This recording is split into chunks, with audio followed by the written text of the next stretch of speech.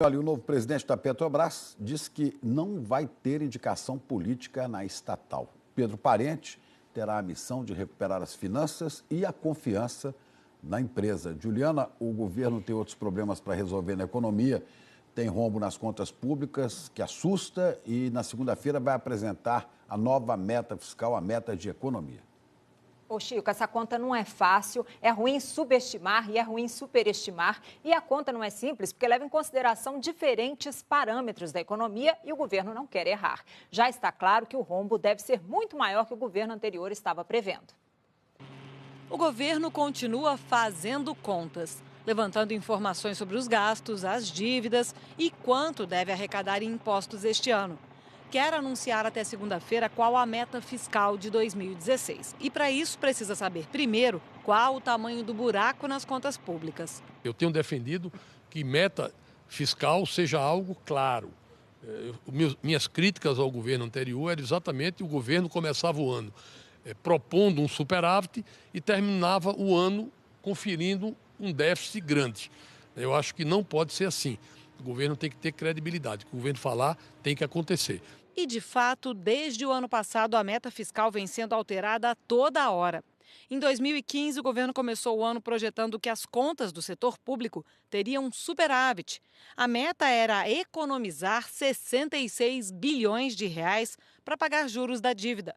No meio do ano, o governo mudou a meta para um superávit menor, menos de 9 bilhões. E em outubro, a nova revisão. O governo reconheceu que ia ficar no vermelho, em 51 bilhões de reais. Mas foi pior que isso. O ano terminou com um déficit de 111 bi. Este ano, o governo começou projetando de novo um superávit de 30 bilhões e meio de reais. Mas em fevereiro imaginou que o rombo chegaria a 60 bilhões. Mudou em março, ainda no governo Dilma, para déficit de 96 bilhões de reais. Quando assumiu, o presidente em exercício Michel Temer pediu um levantamento realista das contas, já que as estimativas anteriores erraram, entre outros motivos, porque contaram com uma arrecadação que não estava garantida, como a da CPMF, que nem foi votada ainda no Congresso. Só esta semana, as estimativas de rombo nas contas públicas começaram em 130 bilhões de reais, aumentaram para 160 e agora já há quem diga que vai ser maior. Ontem, depois de participar de uma reunião com o ministro do Planejamento, o senador Cássio Cunha Lima disse que a situação é muito delicada e deu um novo número. O Ministério do Planejamento com a Fazenda estará fechando esses números que devem ser consolidados também pelo Tribunal de Contas da União para tirar qualquer viés político dessa discussão, que já projeta um déficit que beira a casa dos 200 bilhões de reais. Esses 200 bilhões de reais incluem os 96 bi de déficit que o governo Dilma já calculava e outros itens que vão tirar recursos do governo federal, como o possível acordo com os estados, que deixariam de pagar este ano parte da dívida que tem com a União. Além disso, tem o pagamento de obras já concluídas e que não foram quitadas pelo governo. Para piorar a situação, a arrecadação de impostos não para de cair. Ficou em 423 bilhões de reais entre janeiro e abril, queda de quase 8%. Fontes do governo dizem que medidas estruturantes serão anunciadas para diminuir o rombo fiscal ainda este ano. Mas a redução deve ser maior no ano que vem. Este economista diz que o governo pode e deve diminuir o rombo com cortes de despesas, o que ainda não foi confirmado.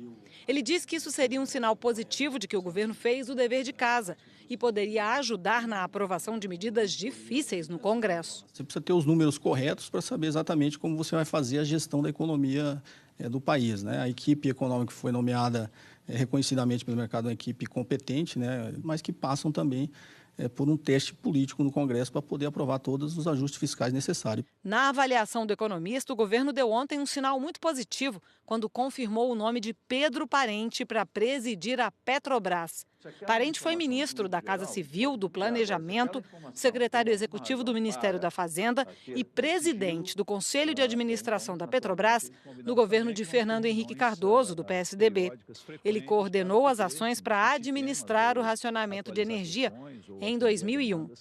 Ao confirmar que aceitou o convite ao lado do ministro Eliseu Padilha, Pedro Parente diz que pretende fazer uma gestão estritamente profissional na empresa, sem indicações políticas.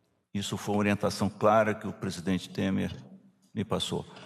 Então, ser claro e taxativo com relação a esse ponto. Não haverá indicação política, o que vai facilitar muito a vida do Conselho de Administração e a minha própria, porque se isso fosse o caso, que não será, certamente elas não seriam aceitas.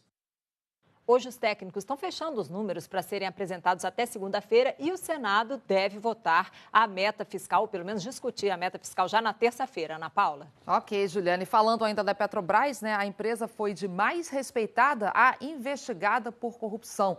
O novo presidente da estatal, a gente sabe, vai ter muito trabalho pela frente. Vamos ver alguns números aqui. O último lucro da Petrobras foi em 2013, olha aqui, de 23 bilhões e meio de reais. Depois, em 2014, quando começou a investigação da Lava Jato, aí já veio um prejuízo de 21 bilhões e meio. Prejuízo também em 2015, ainda maior, de quase 35 bilhões de reais.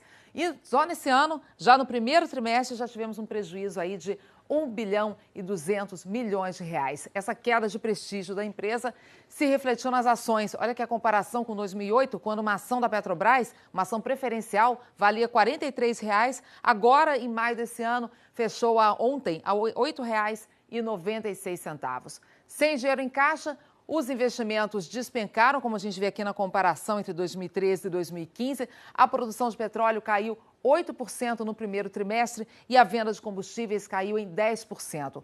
Por outro lado, a Petrobras está fazendo um esforço para diminuir o endividamento, que nesse último trimestre já caiu, principalmente com a venda de ativos.